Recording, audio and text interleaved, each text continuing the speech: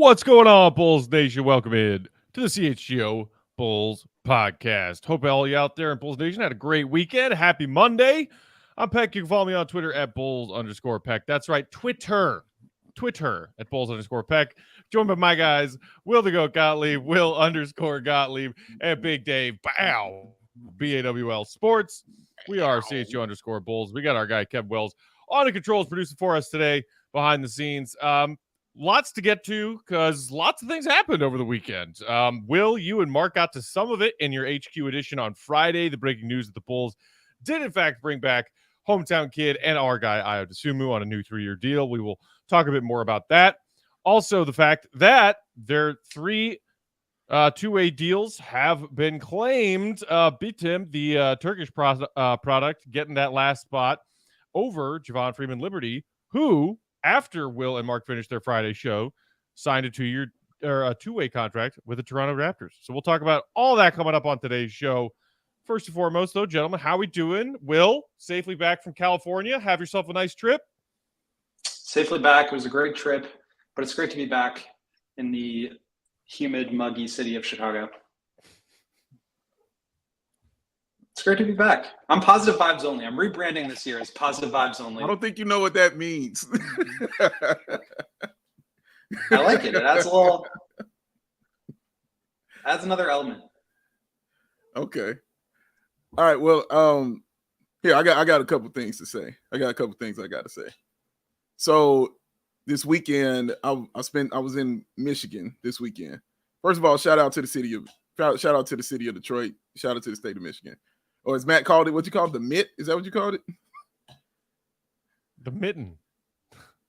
The mitten, yeah. Just to tell you, nobody has ever heard of that up there. They had no clue what that was. maybe none of the people you talked to. Definitely none of the people I talked to.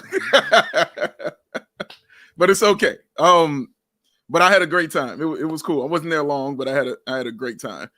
Second of all, shout out to my guy at Enterprise Car Rental here in Chicago, who told me while I was there that he was a big fan of the show and told me he really likes the show that we do here and he enjoys it. He thought I was switching up the way I talk when I was talking to him. Instead, like I talk differently on the show than I do there, and that is damn sure not the case. I sound the same everywhere I go. He caught me at a time where that was my second car rental place I had made a reservation at, and they told me they didn't have any cars. So I was not in the mood for jokes and laughter at that point in time. So it wasn't a lot of words coming out of me. My vibe was completely off. But trust me, bro, ain't no switching here. I wouldn't have had his job if I was switching up the way I speak.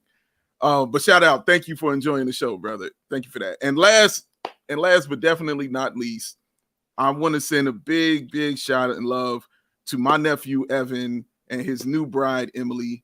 They got married in Detroit, which is why I was there. It's a beautiful ceremony. It was wonderful just to see those two people that in love and in like with each other.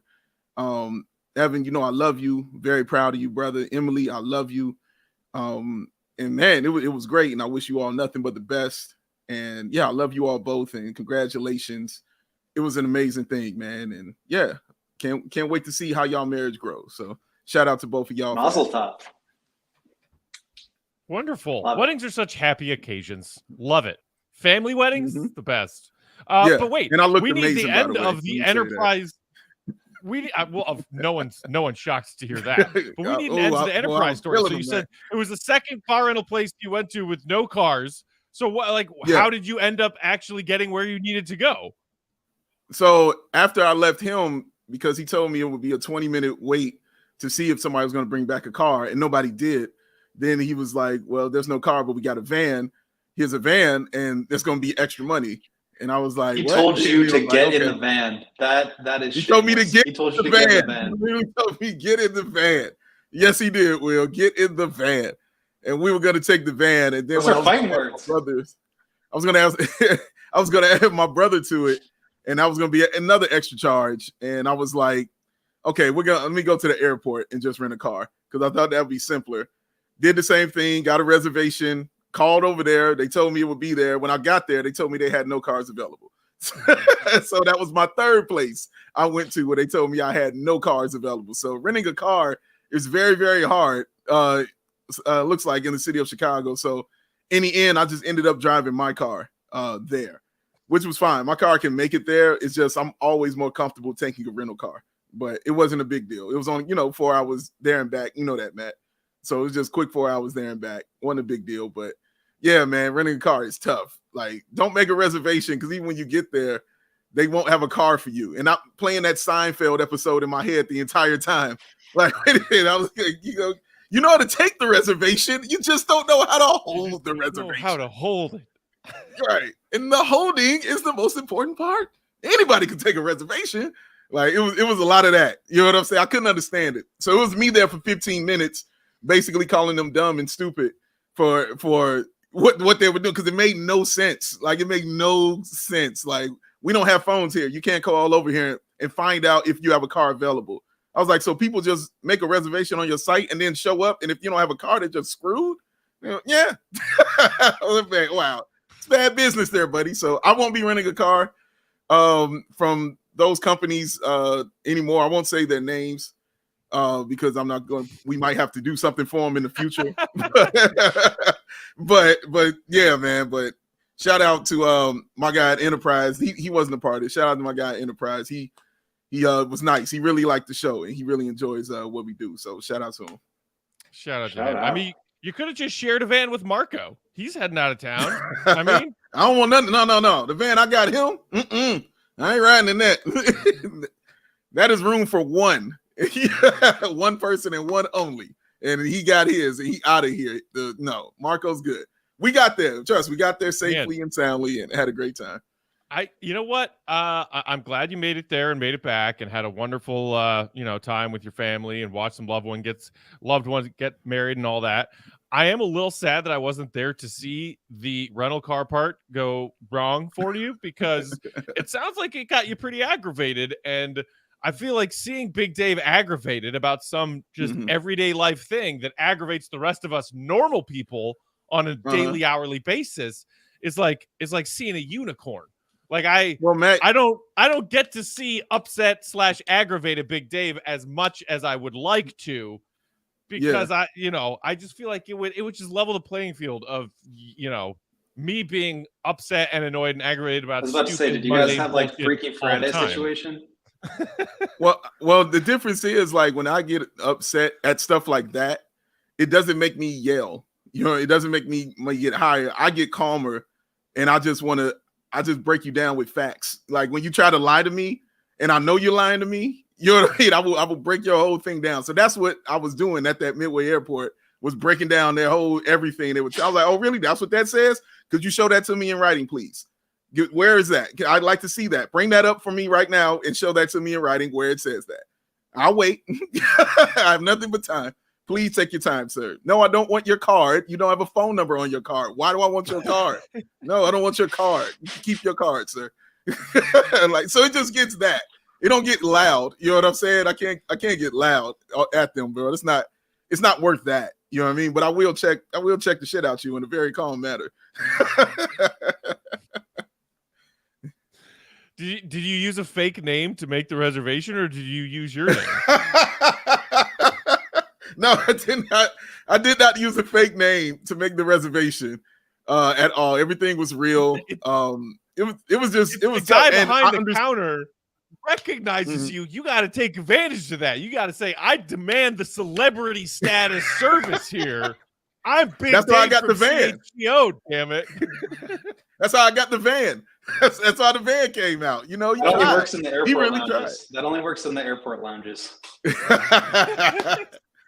Yo, he tried. He wasn't in the airport. The guy I'm talking about who recognized me, he wasn't in the airport. Enterprise was their own standalone business. I drove over to Midway, which was like 20 minutes away from that place. So I just want to tell you, it wasn't his company. He had nothing to do with any of this at all. He really did try to make sure I had a vehicle together. So he put in the effort. So shout out to him and that company over there, Enterprise, man. But the ones in Midway, nah, son. Nah. They were like the Beyonce concerts in town and everything like that. So I was like, I get the point. I understood the point. I was like, but then tell me I can't have a reservation. Then do that. You know what I mean? Like, do that. And don't have me call over here and y'all like, yeah, of course we got cars. And then you're like, we don't have shit. Well, that's probably why. Beyonce was in town. Everybody needed a rental car to come into town or come out of town. Yeah, that checks out. Yeah, I get it. It makes sense. But just don't have reserving cars and you don't have a car is all I'm saying. Simple sold out. A simple sold out on your site would have saved us a lot of hassle, dog. And then you had to deal with somebody who's not dumb and myself who will sit there and check you for 15 minutes. Yeah, man, straight up. But yeah, it worked out. Everything was great. My car ran smooth. It's awesome because I take pretty good care of it. And it all was great. Honestly, it all worked out wonderfully. Wonderful. Speaking of things working out, I guess let's talk some Bulls basketball. Things finally worked out between Ayo Dosunmu, his representation, and our beloved Bulls, because Friday afternoon, the news broke that the Bulls and Ayo struck an agreement on a new deal for 3 years and $21 million, fully guaranteed. You see there on your screen, if you're watching along on YouTube, Will, your projection of how the annual salaries of this could break down, and with a note there about how the Bulls are just about $500,000 shy of that luxury tax line, with still one roster spot to fill, and that is, of course, also including an assumption that Carlik Jones and his deal sticks around, that being only partially guaranteed. So in case you missed it, go and watch Will and Mark's HQ from Friday when they broke down the breaking news just after it happened. But let's continue that discussion now. Big Dave, I'll get your thoughts first. Mm-hmm. Are you glad to see the Bulls and Ayo come to this deal? Are you surprised? Did you believe the rumors swirling around from outside of Chicago that he was maybe actually on his way out? And yeah, more or less happy that he's back and happy that it is this 3-year deal. Yes, I'm happy he's back for sure. Yes, I'm surprised that he's back. Yes. Because the way it was setting up, it just didn't seem like that was going to be the course of action with the way they were signing everyone and him being kind of the final piece of it. And I'm like, okay, where does he kind of fit in this situation for the Chicago Bulls? The Bulls, yeah, you're a better team with Ayo Dosunmu. I really think that's what it boils down to for me, which is why I wanted him back. For whatever reason, we can sit and argue, debate about his game, about the shooting or, what I'm saying, him as a starting point guard, whatever you want to do. When Ayo Dosunmu's on your team, you're a better basketball team. It's just really that simple for me. So having him back was a surprise to me, but it also made me very, very happy because honestly, if you're really going to be a part of this continuity that is continuing to be preached, then you got to bring guys back like Ayo, who is the Chicago guy, who's been for his rookie year going into year 3, who is in year 3 can finally get probably a little more comfortable, in his role and what he wants to do with this team. It won't be a starting role coming in. It will be back to the bench like he was his rookie season where he honestly had his most success. So that will be interesting to watch and see how he's used. I mentioned on the show, I'd like how he's more so used as Caruso is, which is positionless when he's out there, because Caruso just guards everybody and, it feels every hole is in every lane, doing those kind of things. Ayo does the same kind of thing. So to have those two guys out there on the floor can cause havoc. Having him continue to build a relationship with Kobe White and Patrick Williams is awesome. So yeah, it's good for me. And of course, CHGO. So that's a part of it as well. But I was surprised to answer the second part. I was definitely surprised, man, because I thought he was going to go somewhere else and continue his journey here in the NBA. But I'm glad it's going to be here with the Bulls. It's funny you mentioned the Caruso positionless thing because every time I tweet out a depth chart of where I think, guys are going to be in the rotation, who they're going to play in front of or behind, I end up moving Caruso around from backup point guard to 3 to 4. And no matter where I put him, there's just absolute outrage over the fact that a 6'4" guy could be the power forward, or that I would put him as the backup point guard ahead of Ayo. Nobody knows what to do with Caruso. But anyway, I digress. And I agree, Dave. I think if you're trying to be the best version of this continuity thing that you're trying to be, you got to bring back your guys. You got to invest in your players. You got to develop your young guys, and you have to like put resources into making this group the best version of themselves that they can be. And I think that obviously includes Ayo. I mean, he's a good basketball player, obviously did not shoot the way that we would have hoped last year. But I think he still contributes. He adds another element. I know people are talking about like redundancy with the rotation. And yes, there is some of that, but I think the biggest thing for me is when you look at the 2021-22 season, so 2 years ago when they won 46 games, and Lonzo got hurt in January, and Caruso was out for a bit, and Zach was not right. He had the thumb and the knee. And all of a sudden, the bottom just completely falls out. And they go from being like the first team in the East at the deadline or at the All-Star break all the way down to like having, I don't remember exactly what the record, but it was well below 500 for the second half of the season. I think in large part that was due to the fact that they didn't have any depth. And so it's a good problem to have a lot of good players. And I think it fosters competition. It helps guys get better. It helps them learn different skill sets because now in order to play, I've got to be a better shooter. In order to play, Dalen Terry's got to develop, his handle a little bit more so that he has a reason to be out there. So I think this is a good thing.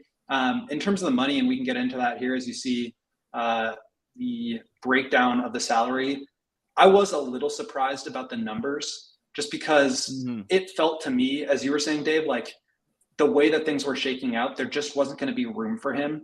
And that if they were going to bring him back, it would either be on the qualifying offer, which was $5.2 million, or on some longer term deal that was a little bit lower in starting salary, right? So maybe less than the 5.2, but give him 2 or 3 years.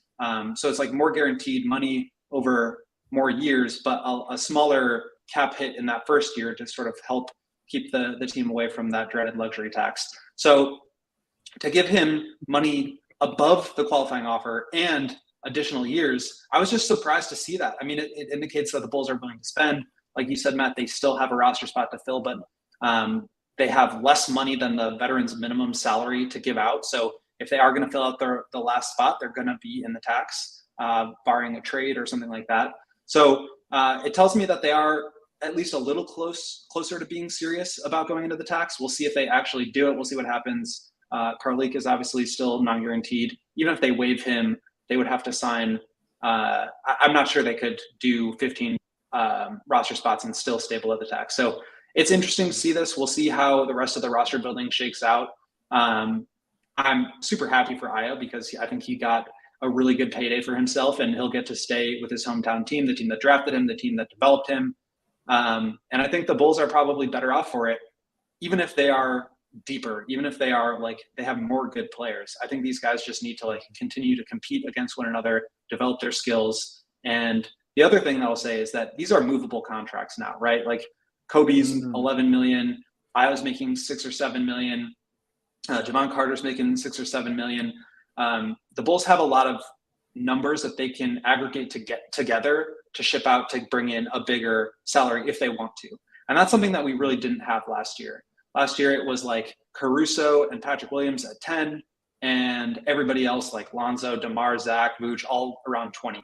And it's really difficult to get to pull off a trade for a bigger salary without totally disrupting your entire team. So I think this is good on a variety of different levels. It's good to retain your guys. It's good to retain the asset. Would it surprise me if now this is sort of like the indicator for more moves to come? Definitely not. But I think for all parties involved right now, this is a pretty good deal. Yeah, I see some people in the comments agreeing with the fact that it seems to be a team-friendly deal, a movable deal, as you were just saying, Will. Throne Hat saying AK negotiated some solid contracts, flexibility for moves. Drewish saying Ayo's contract will be very movable should AK ever find himself pondering that potential decision. I mean, I'm good with this. Obviously happy to have Ayo stick around because it's a cool story. Somebody who played high school ball at Morgan Park, became sort of a star and a star level player at U of I, and then gets drafted by the Bulls. And as far as the whole role thing that you were talking about a minute ago, Dave, and feeling comfortable in that role, some Bulls fans might say, well, does he know what his role is? I saw a lot of Bulls fans talking on Twitter over the weekend, like, well, what's Ayo's role going to be? Is he the backup point guard? Is he backup 2 guard? Is he going to get spot minutes? I know, Will, you and Mark touched on at some point in your episode Friday, the fact that, Ayo saw his minutes take a pretty big hit in the back end of last season when he lost his starting job to Patrick Beverley, and his minutes fell from, close to 30 per game down to around 20 per game. But so essentially, okay, if instead of Patrick Beverley being your starting point guard, Javon Carter's your starting point guard, you could see Ayo's role pretty much being the same, picking up where he left off at the beginning of this season compared to what he was getting role-wise at the back end of last season. And then maybe the only variable there, and I agree with you, like Caruso, like whatever, throw him at the wing, throw him at the power forward spot for some minutes. You got Zach as your starting two. Kobe is the one that I think maybe Bulls fans are a little bit confused on, because it's like, okay, we brought Kobe White back on this new deal, and knowing Lonzo wasn't coming back, that was like, okay, well, is Kobe going to get another shot in training camp to try and earn the starting point guard spot, or is it just going to be Javon Carter and Zach LaVine, and that's what Billy's going to roll with? And then if so, then where do Ayo's minutes come in? And it's like, well, hey, Ayo and Kobe both got minutes last season towards the back end when Patrick Beverley was starting, so I don't necessarily think it is a too many too many backcourt players problem that some Bulls fans might think it is. The one thing I would say there is that the other player that you bring in, Torrey Craig, is going to get minutes at the 4, and Patrick is still going to get minutes at the 4, and that's where Caruso was playing a lot of his minutes. So I do think there is a little bit more of a crunch, but again, like, you need to have, like, the cream rises, right? You need to have the best players out there, and if Patrick isn't ready to contribute at a level that's higher than Torrey Craig, then he's not going to play. If Dalen Terry is not ready to contribute at a higher level than Ayo or Kobe, then he's not going to play. So I think this is a good thing for the team. I think it's not a great thing for getting for player development in the form of getting reps at the NBA level. I think Dalen's going to spend a lot of time in the G League. There's probably going to be times where either Javon or Kobe or Ayo aren't getting as many minutes. We saw that with Derek Jones and Javonte Green last year. But I do think there's going to be more of a minutes crunch. And I don't think that's a bad problem, because it just means there's better players are going to be out there. If the goal is to develop the young players, yeah, maybe that's going to have to happen at the G League level or in, practices or training camp or whatever. But as we talked about all year, like, the goal here does not seem to be developing the young guys, even though that's like, an ideal byproduct. The goal here is to win games. And that's why they weren't giving Patrick Williams 50 pick and rolls per game. It's why, Ayo wasn't getting the ball. It's why Kobe wasn't running point guard as the starter. So I just don't think that's, like, in the cards for this team. They'll find ways to do it. It may not be as forward facing as you might hope, but I think that the goal is still the same, and that's to win basketball games. And in order to do that, you have to have your best players out there, but you also do need to bring along the young guys. Let me answer the two things you said, Matt. One, the answer to where does Ayo play as far as position, the answer for me is yes. Point guard, sure. Shooting guard, okay. Cheat him at the 3, great. Like, he's positionless for me. Like, he can come in and just fulfill whatever need you're going to need there on the floor. We saw many times where Ayo and Kobe were out there together. Kobe at the 2, Ayo at the 1, and they would switch doing that as well. So it's about the feeling of it. But the point is, he's going to get on the floor. And once he's on the floor, he'll dictate exactly what his position is supposed to be, as far as who he's guarding, as far as what he's running. And Billy will take that also, depending on how the game is flowing. The other thing is, just to piggyback off of what Will said about having the best players on the floor, that's the beauty of this for me, is now I'm not, use my favorite word of last year, you're not beholden to certain things out there anymore on the floor. Now it's, if this guy is struggling, you can come out. And I got somebody right there next, that I can put up in that spot. And you can determine it based off of what is happening on the floor now. You can bring in guys simply based off of that, not of what you have left on your bench, but of matchups. You can bring in guys based off of that now. Billy loves small guard lineups. You're going to see a bunch of that. You're going to see it because that's in his wheelhouse. So you're giving Billy what he likes as well at the same time with these multiple guards, with Ayo, with Caruso, with Kobe, with Javon Carter, those guys like that. So you're going to get to see all of the things that he likes to do well. Plus you get to see Ayo do what he does well out there, which is move around and not really have a position, but maybe be the ball handler, but maybe be the slasher, but maybe be the guy spotting up in the corner, but maybe being a guy guarding the best player, the best guard on the team. It's so many options you can really pick out and choose.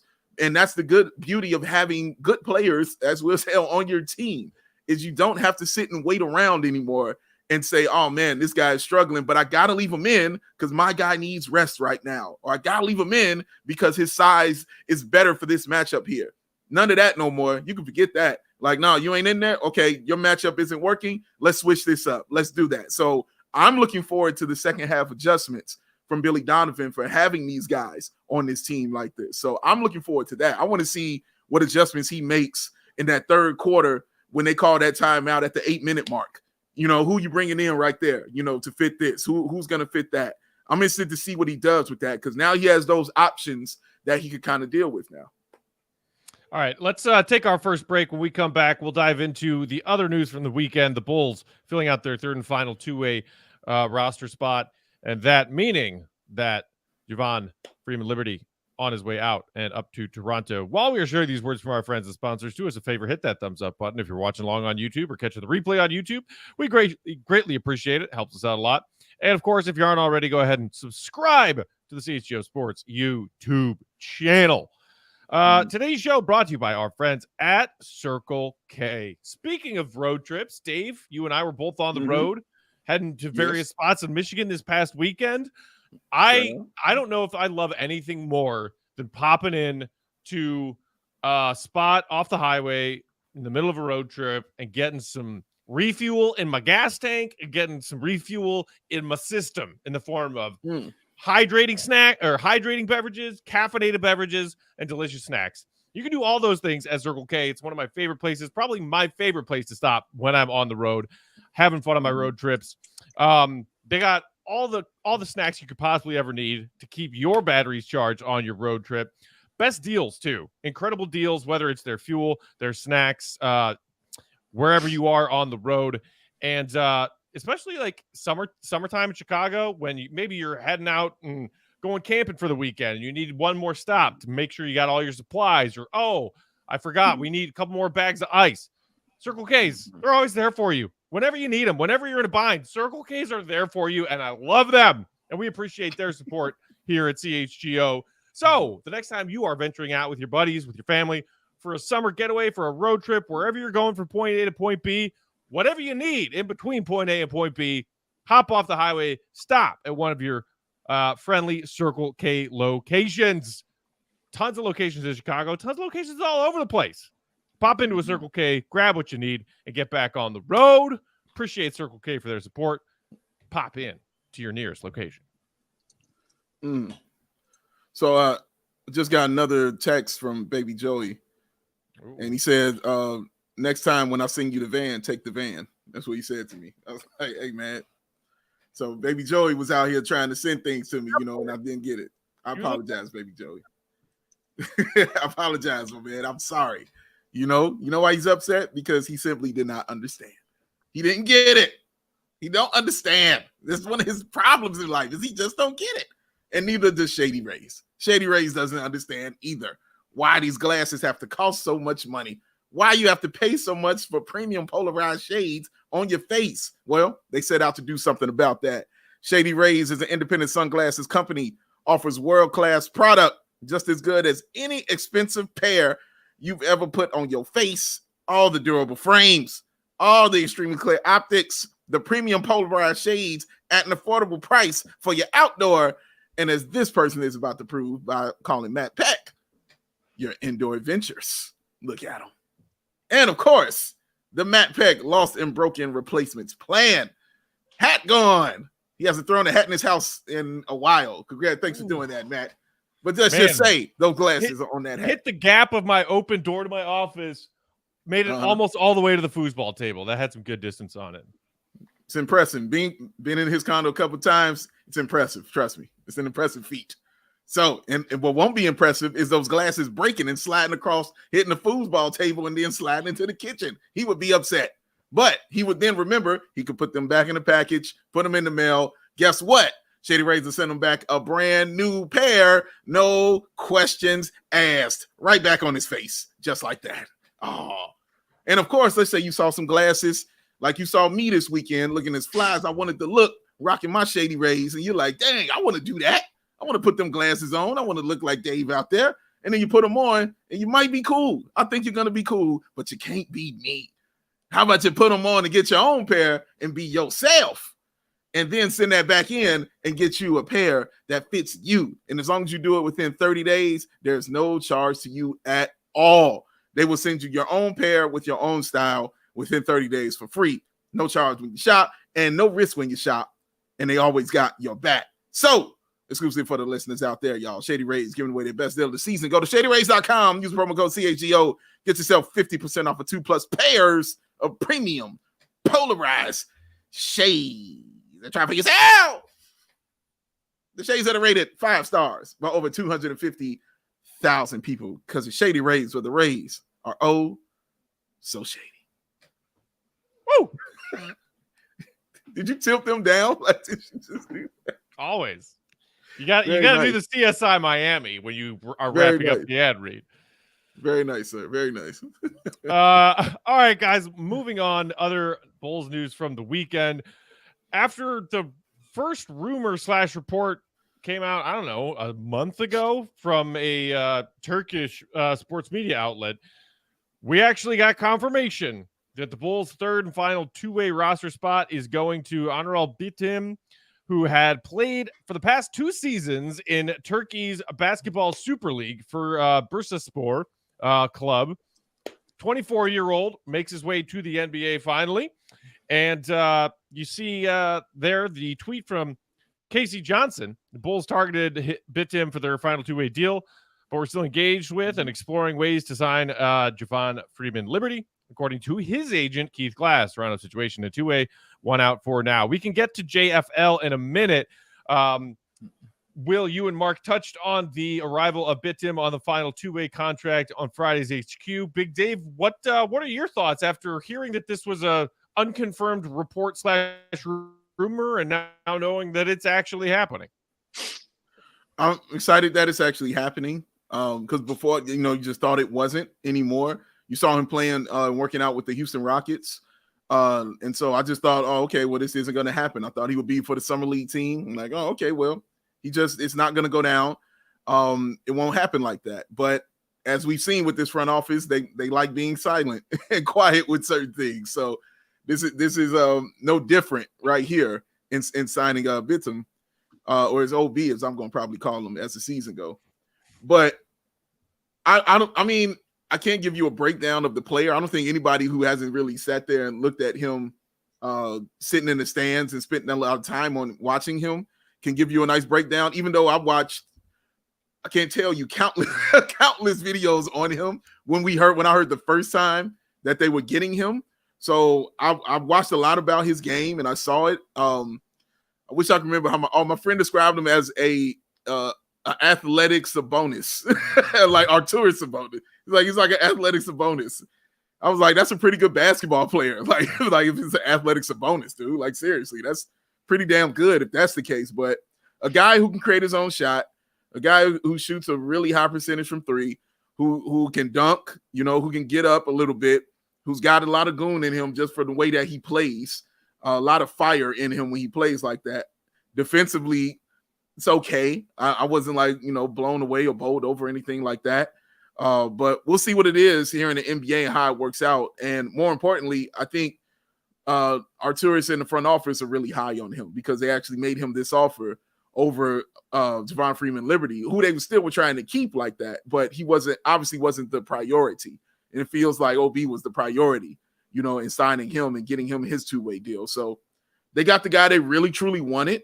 I hope it works out for the Bulls because that just means more wins for the Chicago Bulls. So, yeah, I'm excited to see it, Matt, and to see what he can bring to this team.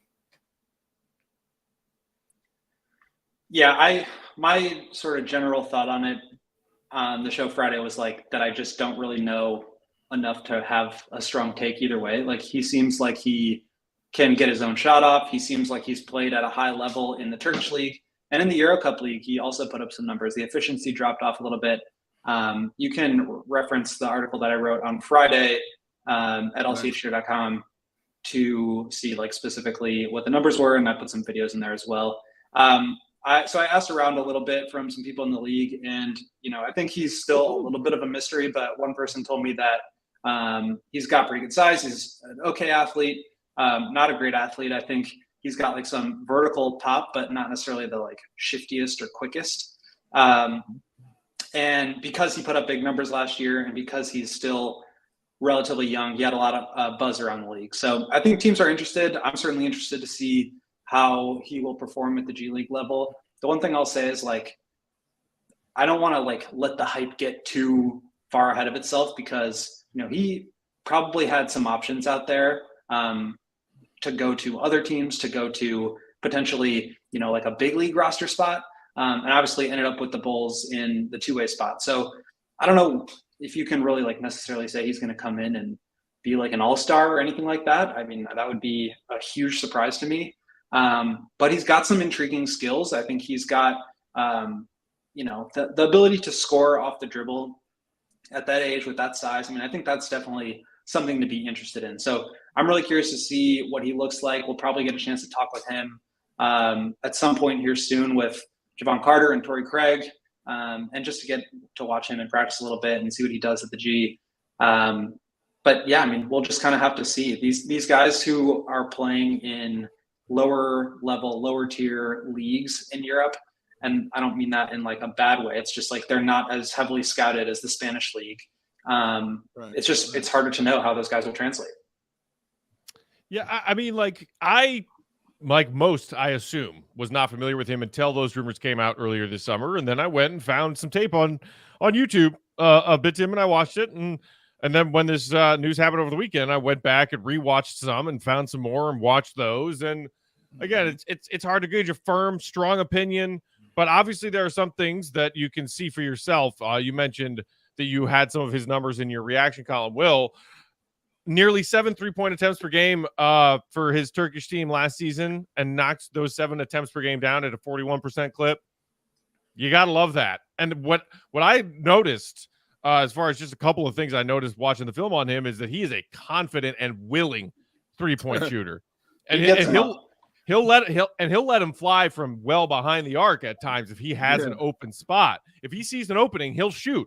And you love that as a Bulls fan, because last season we were pulling our hair out saying somebody shoot the damn ball when you have an open look, and they passed up those open looks.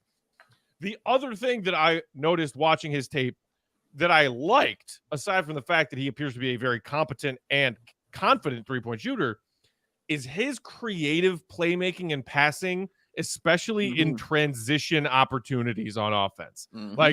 That is something that the Bulls offense that was humming lost when Lonzo went down 2 seasons ago. Yep. And they never got it back. The Bulls have not been a very strong fast break and transition offense team since Lonzo went down. And I'm not saying that he's going to come in and be a regular part of Billy's rotation, and that will add some of those missing points back that the Bulls lost. I'm just saying it's something I liked when I saw him, because it's something, along with 3-point shooting, that I feel like the Bulls offense has been missing recently, because they're not getting a lot of easy points. Last season, when they were losing games by 2 points, 3 points, 4 points, and you say, man, 1 or 2 more, competent fast breaks, and this is a win. Just like we said, 1 or 2 more made threes, and this is a win. With the no true point guard system that they have, Zach and DeMar being primary ball handlers, and who's going to handle the ball every time down the floor, I like the potential, at least possibility, of adding another creative passer to this Bulls offense. That's a great point. And I think that's a great point. Yeah, that is a really good point. We talked about it a little bit with Ayo and Javon and Kobe, and like this idea that there isn't really a clear-cut point guard on the roster. And I think we have guys that can play there. I think there are guys that can fill, especially that sort of like 3-and-D point of attack role that can be, a low usage guy next to DeMar and Zach and Vooch. But there's not really like a table setter. And so I think, he maybe falls into that category a little bit, but I think that's still an area of, that the Bulls need to fill, because it's really difficult for a guy like Zach or DeMar to set the table and to be the one that's getting the table set for. It's just like, it's almost impossible. And what makes that even more correct, what he's saying is, and both of you, actually what both of you are saying is, when Lonzo got the ball, everybody knew immediately what to do, and that was run. That was it. Like, and when you have those guys you just mentioned, when they get the ball, people don't really necessarily think that, like maybe we should run right now, or who's going to bring it up, or should we be setting up? It's questions being asked. And when you're questioning yourself when the ball is in play, you've already lost. So it should just be reactions at that time. And that was the great thing about Lonzo. If what I say all the time is, great point guards remove thinking. There was no thinking. There was we running. That's it. Period. We out. And so getting a guy like that who maybe can help instill that back in the Bulls' minds is great, because the Bulls are also built to be a team that gets out in transition and runs. Like, think of the guys that had those good seasons with Lonzo, like Javonte Green, and how good Zach was, out there running in transition. And Ayo is great in transition. Also, like, those guys are really good at running and filling those lanes and things like that. So, yeah. And again, we're not saying like this guy's going to come out here game one and be starting and doing these things right now. That's not what we're saying. We're just saying that's a good skill set to have, because that is something that this team is definitely lacking outside 3-point shooting, and something that they really need on the team.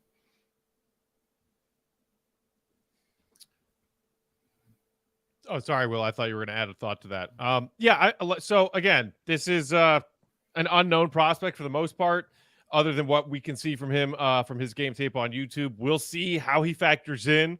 I will be intrigued to see, assuming he starts with getting minutes with the Windy City Bulls, watching the first couple of their games and hoping to see if he gets minutes to get a closer look at him and how he could potentially help this Bulls team if he is needed. But the other side of that coin, of course, is that as we were watching in Summer League, and then when we got back from Summer League, and we're still talking about this available two-way spot, the fact that there were a couple of, vet minimum deals still hanging around there, and what we saw and were impressed by from Javon Freeman-Liberty in Summer League, and wondering if he could grab one of those spots.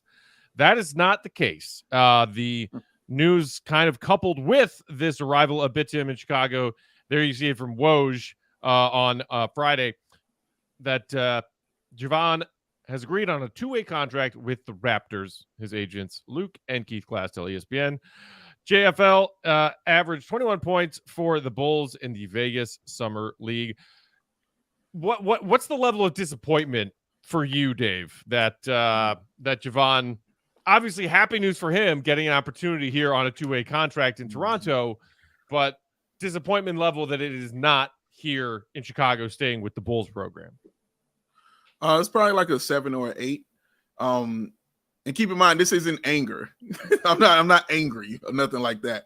But disappointment is the right word to say, Matt. Because yes, definitely disappointed that he's not going to be getting a chance here. But I'm happy he's getting a chance, because he deserves to get out there and play.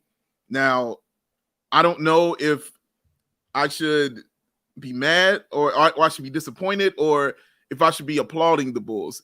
Because I'm thinking, like, yeah, I'm disappointed he's not going to be here to do those things, but should I applaud them because they allowed him to go get the best deal for himself, which is Toronto, and Toronto having an opportunity to get out there and play, not just be a guy signed to that G League or a guy just sitting on the end of the bench. Toronto will have room for him to play. And so that's the best situation for him. And I can't really be mad at a guy, especially from the city, putting himself in the best situation to be better. But it is disappointing, because I would like to see it here, because you saw the skill, man. Like, you just saw it. Not even just Summer League. There were games in the G League where, what was that game? He had like 37 and he hit like 6 or 7 threes in that game. Like, he showed it that he can really do this. And I'm happy he gets to do it there. I'm disappointed it won't be here with the Bulls. And he obviously, like I said earlier, wasn't the high priority. It obviously was OB. You're getting him that two-way, and that's cool. And they tried to get him in, you know what I mean? They wanted to, but couldn't. It was also a guy that was under their development, you know what I'm saying? Like, doing it like that also. So that also stings a little bit as well, because you put in a little time with him, and then, he's out, he gets to leave and go somewhere else and, bring his talents that way. But yeah, I'm disappointed that it won't be here, but I am definitely happy for him that he gets a chance to go out there and show what he can do, man. And I think he's definitely going to do that. Yeah. I think so I guess like the first thought I think is what you said, Dave. It's just like you see this guy put up 21 a game in summer league. You've had him in your system for a full year with Windy City, and you have a G League spot or a two-way spot open. You also have a regular season roster spot open. So like what is the disconnect? And I think that's actually an area that we should be focusing on. Is like they had the opportunity to sign this guy. They had every opportunity to sign this guy.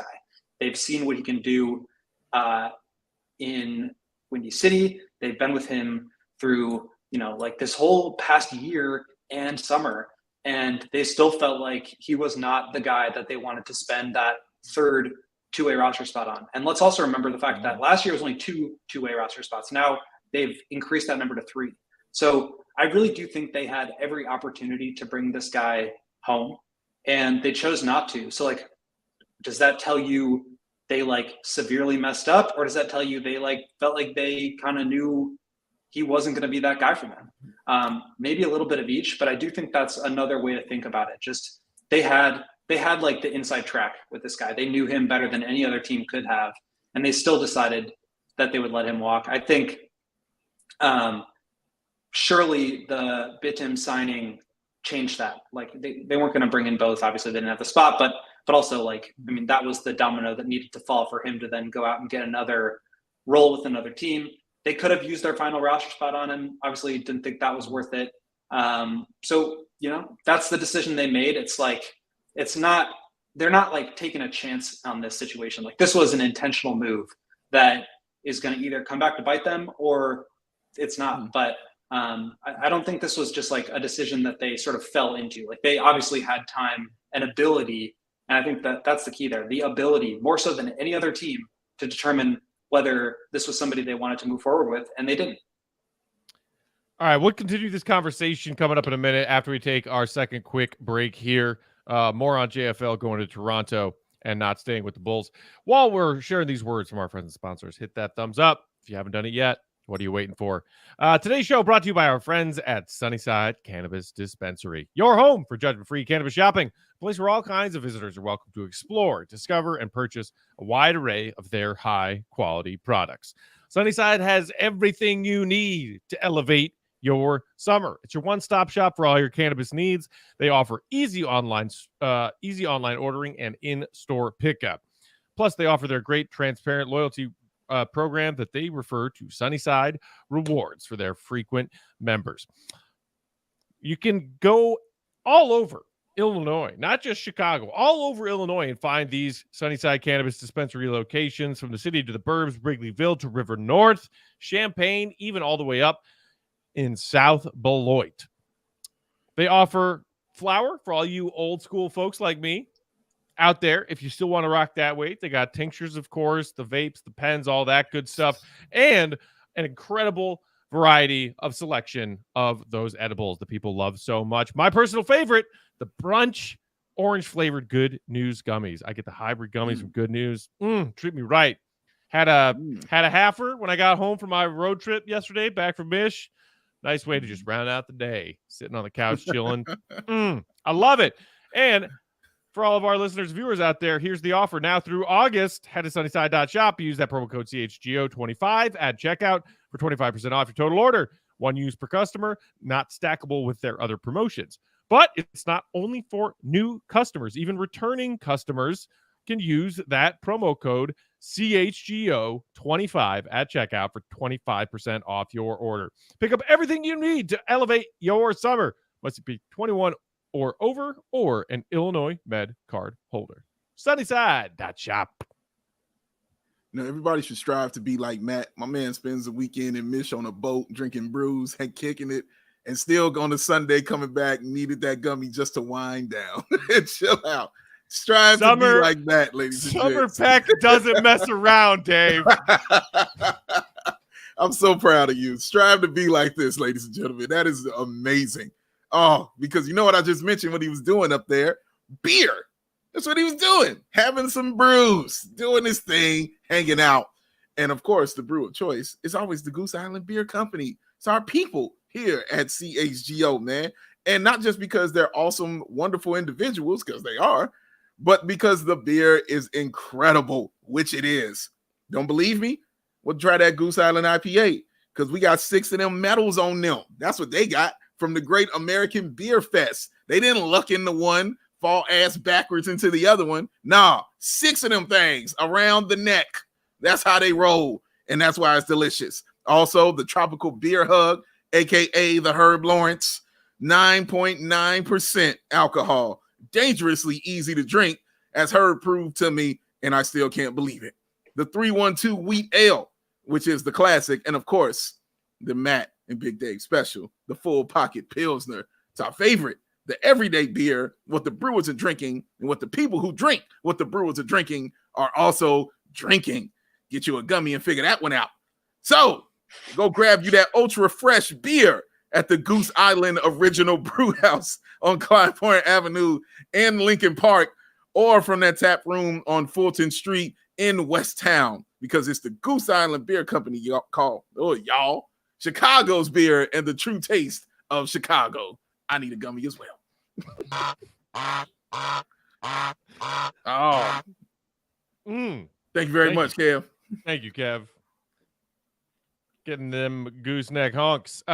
So we got some people in the comments tossing some opinions about the whole Javon Freeman-Liberty versus Bitim. Clinton Sanson with a strong take in the comments saying Javon's going to have no mercy at all on the Bulls when he plays them. He'll possibly bust 40 to 50 points while Bitim sits on the bench biting his nails in the G League. Wow. Okay, so we know where Clinton falls on this debate between Bitim and JFL. Throne Hat thinks that it's Toronto is a better place for Javon to end up. Horrible idea, meanwhile, thinks maybe we can get Spencer Dinwiddie back to offset the loss of JFL. Now, his was more disappointing. Like Spencer Dinwiddie, that was more frustrating because we knew what Denzel Valentine was. And we was like, no, dude, this dude, you should got that dude on the team over him. He looks way better. This one is different because, honestly, I don't know what Bitim is. I can't hang my hat on anything about him. You know, all I have to do is understand that the front office actually is really high on this guy and it's been high on him for months. And he might turn out to be a player. He might not, but I guarantee you this no for sure. Like, oh, this dude is not going to be that guy. Like, cause I just don't know it yet. And just to clarify what I was saying, I think if Javon Freeman-Liberty turns into a stud, I think this is what I'm trying to say here is that this is where the front office is opening themselves up to a lot of criticism, right? Because they could have done something and didn't. If Bitim turns into a stud, this is where they get a lot of credit because they chose the right guy over the wrong one. But I think a lot of people are scarred by Dinwiddie, scarred by Max Strus. And I get that, but each guy is his own player, right? You can't just say this happened before with another player, so it's going to happen again with this new guy. That's just not how it works. You got to learn lessons one way or another.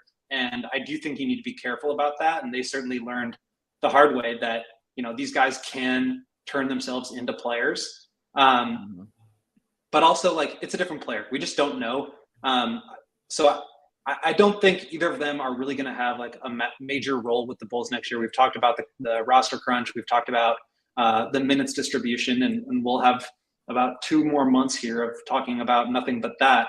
But I think that this is going to be one of those things where you point to the front office and say this was a really bad move and you should get criticized for it, or this was a really smart move and you got to get a lot of praise for it. Because a lot of times with transactions, with trades, with free agent guys, we don't know what was out there, right? We hear that Zach LaVine is on the trade block and that they didn't trade him, but that doesn't mean we know what offers they turned down. We don't know whether they've discussed certain numbers with Ayo or Kobe White and ended up overpaying them. The NBA doesn't work in a vacuum like that. And we don't know what else was out there. We don't know, who else could have been interested, but we do know that they had this guy in their building, which is something that they love to say. We know that they had every opportunity to sign him. and they chose not to. So this is an area where like we do know what the alternative was, and I think that really opens them up to either praise or criticism. We just don't know yet, and we'll have to see. Yeah, and speaking of don't know yet, as far as JFL, I thought it was interesting that little tidbit that Casey included in his tweet that after they brought in Bitim on the final two-way spot, that they were still in communication with Javon and his representatives, trying to find a way to maybe keep him in Chicago, and it didn't work out that way. The Raptors said, "Here's a two-way offer. Here it is right now," and Javon took it, and good for him for doing so.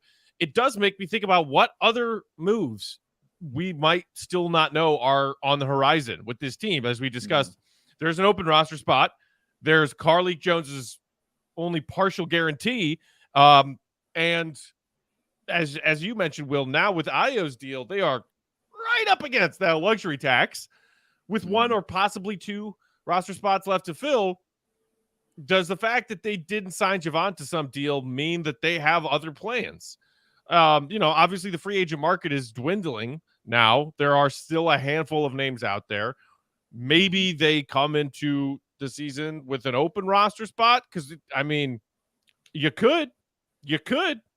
Then there's also the possibility that they try and get creative during the season before the trade deadline, maybe to get back under luxury tax or to add more talent if they feel like this team could actually make a playoff run.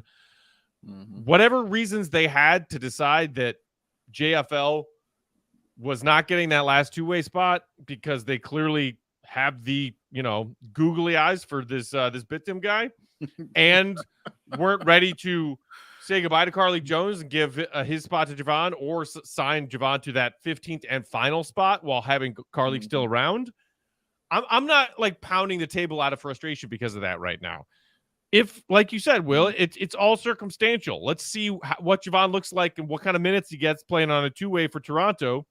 Let's see what Bitim does on a two-way with the Bulls, and then we can make a decision. I know that I liked Javon in Summer League, and I thought that this guy is talented enough to get a shot at least to prove what he can do on an NBA team. And now I'm glad that hopefully he will get that on a two-way in Toronto. But whoever it was who was saying like, "Oh, dude, Javon's going to come and play the Bulls and drop 40 or 50 on us." Dropping 40 in a G League game or a Summer League game does not mean you're going to do that in the NBA. It means you're one of the handful of best players in Summer League or the G League, and maybe you deserve to be on an NBA roster. But you're comparing apples and oranges. So, I'm sad that Javon's first shot didn't end up being here with the Bulls, but I'm mostly happy for him, and I'm curious to see what happens. Same thing I'm saying. Like, that's it. Like, I'm very happy for him. I hope he has success in Toronto. And like I said, he went to a place that's going to give him an opportunity to be out there on the floor. Whereas I don't know if he was going to get that opportunity because, as Will stated earlier, they're not right now in the business of developing guys. So we don't know what he was going to do, or if he would get the opportunity to get on the floor here.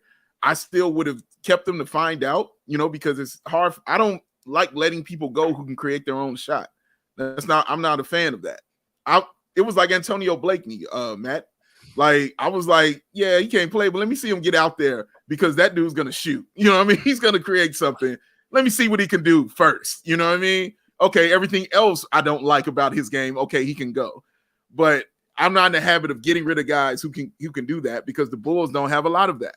They got probably one or two guys that can really, or maybe three guys who can create their own shot on this team. So having somebody who can do that is very helpful. So, but again, OB can do that as well. He created his own shot, but they took a gamble. And like Will said, like it's riding on that, and it's a risk. And I'm comfortable with them taking calculated risk if they feel like this player might be a better fit for them than this other player. I'm cool with that. That's you running your organization. I'm okay with that. But I'm okay with you opening yourself up to the criticism because that means you're also opening yourself up to the praise. Like, you can't get, you got to get it some kind of way, man. You can't be scared out here. So scared money ain't making none at all. And they're not afraid right now to make these moves. So, we'll see what happens. We'll see, but we'll be in their ass or we'll be patting them on the back. Either way, like, we'll find out. Speaking of in their ass and patting them on the back, kudos and goodbye to Denzel Valentine who did sign a deal with whatever that team is. It's the Sydney Swingers or whatever. Kings. The yeah. The No, I'm sticking with Sydney Swingers. Denzel Valentine is now a player over there in Sydney. I saw a tweet from our guy Marquet who said Denzel deserves Sydney and Sydney deserves Denzel. I'm guessing that's just some sort of like Melbourne hate on Sydney from our guy Mark who lives in Melbourne. Shout out. But yeah, speaking of former Bulls who love chucking, Antonio, Denzel, all just finding their own paths through this crazy thing we call life. That is it for today. Quick reminder before we head out of here, because there were a few more developments on it in a meeting we had earlier today. Bulls Fest quickly approaching August 19th and 20th, Saturday and Sunday, right here in Chicago, parking lot outside the United Center. We'll be there hanging out. We may even be doing a show from there. But either way, we are excited for it, looking forward to it, and hope as many of y'all out there in Bulls Nation as you can come out there and hang out with us at Bulls Fest. Yay, they moved it. It's not Labor Day weekend this year. August 19th and 20th, we will be there hanging out at Bulls Fest with our fellow Bulls fans. Can't wait for that. Also, sale in the CHGO merch locker starts tomorrow, the 25th of July, runs all the way through July 30th. It's our CHGO merch locker summer sale. We're talking 50% off, people, in our CHGO merch locker sale. That starts tomorrow. Get some shopping done. Whatever birthday you got coming up, whatever holidays coming up, get your holiday shopping done early. Pick your favorite shirts, your favorite merch at CHGO's merch locker, and take advantage of that awesome summer sale. Starting tomorrow, running through July 30th. We are back tomorrow. We will be back in studio. Until then, you can follow Will on Twitter, Will_Gottlieb. If you haven't read it yet, read everything he wrote over the weekend covering this news about Ayo and the Bulls three-way rosters. Third two-way roster spot. Big Dave is on Twitter. That's right, Twitter at BAWL Sports. I'm Bulls_Peck. We are CHGO_Bulls. Shout out and thanks to our producer, Kevin Wells, on the controls today. We will talk to y'all tomorrow, Bulls Nation. Until then, thanks for tuning in. Hit that thumb. See Red be good.